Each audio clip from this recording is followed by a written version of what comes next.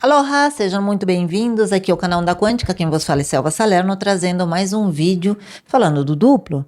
Hoje eu quero falar um pouco sobre o observador, esse duplo mesmo, esse observador do tempo. Como será que ele funciona? Será que você consegue se conectar? Muito bem, antes da gente pisar nesse item, eu quero trazer um conceito que é sobre o tempo. Essa é uma pergunta, né? O que é o tempo? É uma pergunta que a humanidade se faz há milênios. Ainda hoje, a ciência, a física, não tem uma resposta unificada, não se bateu o martelo. Para o nosso cérebro, por exemplo, o tempo ele flui de forma linear, né? Um segundo após o outro, passado, presente e futuro. Mas, se a gente for olhar a física, o tempo é um enigma que divide conceitos, pensamentos de vários gênios. Para isso, eu separei 3 visões da física. Bom, eu não podia deixar de lado aquela que impera, né? Que a física da relatividade, o tempo da relatividade de Albert Einstein, onde o tempo não é absoluto, ele vai depender muito, né? É uma dimensão flexível, inseparável do espaço, o tal espaço-tempo, que se altera, obviamente, dependendo de algumas variáveis, como a velocidade, né? A gravidade e a aceleração. A simultaneidade, no caso da relatividade, obviamente, ela é relativa e nenhuma informação ela pode viajar mais rápido do que a luz.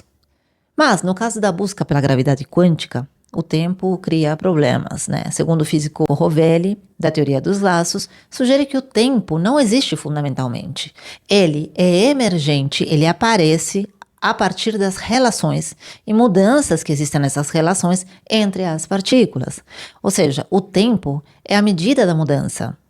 O tempo é um momento que existe entre essas interações, esses relacionamentos, entre aquilo que nos forma, que é as partículas elementares, né? É isso que define a durabilidade, segundo ele. Já por outro físico menos conhecido, chamado Lee Smolin, para ele o tempo é fundamental, é real, como se fosse uma entidade.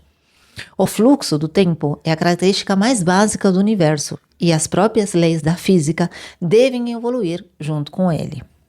Ou seja, se o universo, nós mesmos, evoluímos, o tempo, como essa entidade que ele fala, evolui também.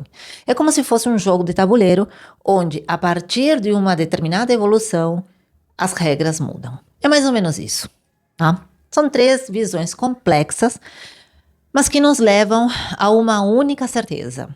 O tempo que medimos não é o tempo que experimentamos. Não importa qual é o cientista que está certo, qual é a teoria que está certo. Nós, seres humanos, somos limitados.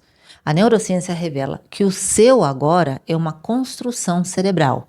Por exemplo, para você criar a ilusão de um momento presente que faça sentido, nosso cérebro ele gasta aproximadamente 300 milissegundos para sincronizar tudo, todas as informações que chegam referente àquilo que percebemos. Eu já falei isso em outro vídeo que está aqui em cima. Estamos sempre vivendo passados imediatos e, além disso, o nosso cérebro, acima de tudo, é uma máquina de predição. Nossas emoções e ações são resultados de cálculos constantes usando o passado para prever ações futuras, para que a gente entenda qual será o nosso próximo passo.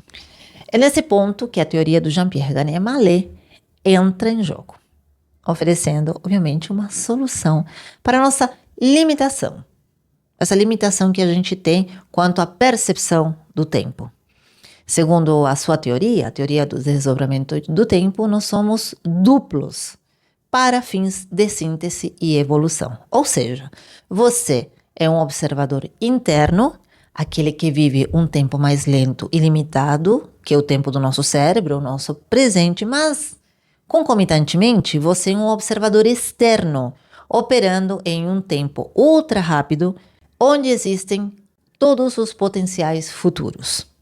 O observador externo, ou seja, o duplo, ele viaja no tempo rápido e escolhe a melhor possibilidade, o melhor futuro potencial e envia de volta para o nosso presente através de lapsos de tempos imperceptíveis, o que ele chamou de aberturas temporais.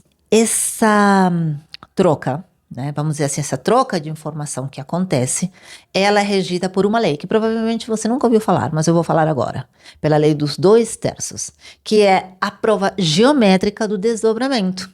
Então, a mesma observação, ela deve ser vista também nos múltiplos diferentes, ou seja, a pessoa que vê o futuro de forma linear, radial, ele vê, segundo ele, 8 trajetos radiais.